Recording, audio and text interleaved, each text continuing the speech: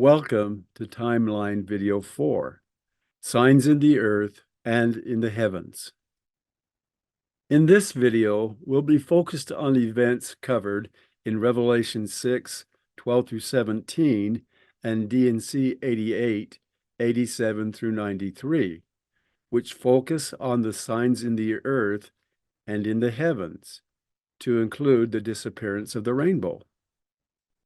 This is much different from the issues associated with abomination of desolation, which is an act of war and thermonuclear in nature, according to Ezra Taft Benson. And because it is emerging from the present conflicts among the nations in our day, abomination of desolation can be seen unfolding all around us. All we need to do is open our eyes to see it coming. Revelation 6, 12 through 17, and D&C 88, 87 through 93 are parallel prophecies, and both conclude with the coming of the bridegroom to his elect. There are many points of interest in these passages. For example, section 88 informs us that coming calamities will be poured out upon the wicked after the testimony of the elders, and then the Lord will preach a sermon by the testimony of earthquakes and the testimony of thunderings and of lightning and tempest and the waves of the sea heaving themselves beyond their bounds. And this will surely bring fear upon all people. Now, there's something very curious about the first half of Revelation, verse 14, where the heavens depart as a scroll when it is rolled together. It appears that Wilford Woodruff was given a preview of this event in vision. Said he, "I was in Tennessee in the year 1835, and while at the house of Abraham O. Smoot, I received a letter from brothers Joseph Smith and Oliver Cowdery, requesting me to stay there and stating that I would lose no blessing by doing so. Of course, I was satisfied. I went into a little room and sat down on a small sofa. I was all by myself, and the room was dark. And while I rejoiced in this letter and the promise made to me, I became wrapped in vision. I was like Paul. I did not know whether I was in the body or out of the body. A personage appeared to me and showed me the great scenes that should take place in the last days. One scene after another passed before me. I saw the sun darkened. I saw the moon become as blood. I saw the stars fall from heaven.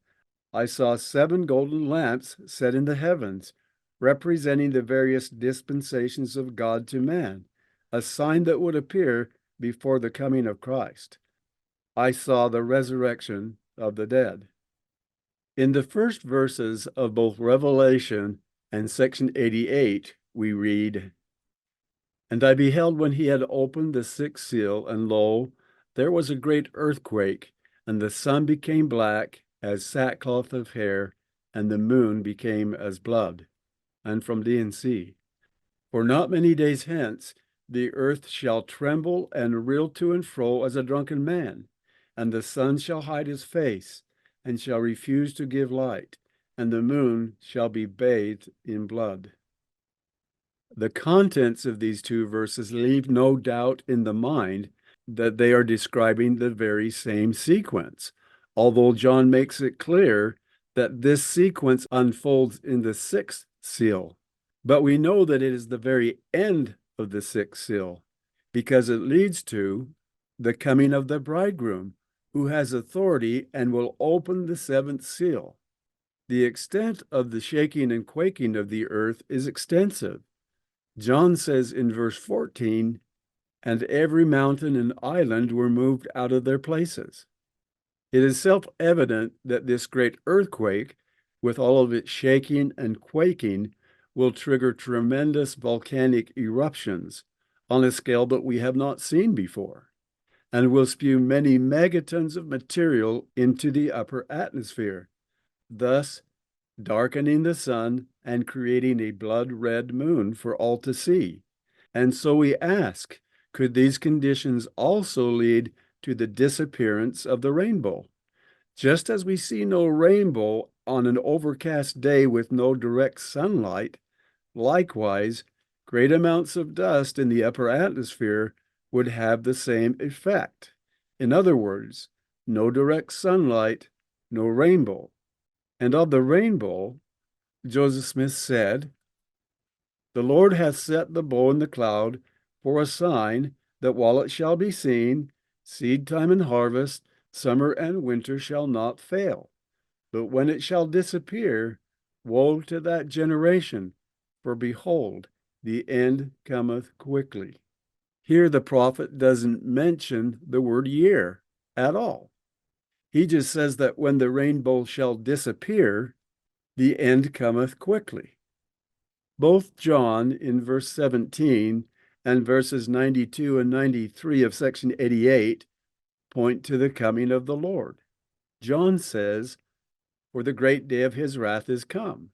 And section 88 reads, "And angels shall fly through the midst of heaven, crying with a loud voice, sounding the trump of God, saying, prepare ye, O inhabitants of the earth, for the judgment of our God is come. Behold, and lo, the bridegroom cometh. Go ye out to meet him. And immediately there shall appear a great sign in heaven, and all people shall see it together." And surely, verse 93 is speaking of the sign of the Son of Man. So it appears that both of these passages, as well as the disappearance of the rainbow, are six seal events that start at the same time and end with the same event. And let us not forget, once they start, behold, the end cometh quickly. Sisters and brothers, this brings us to the end of Timeline Video 4.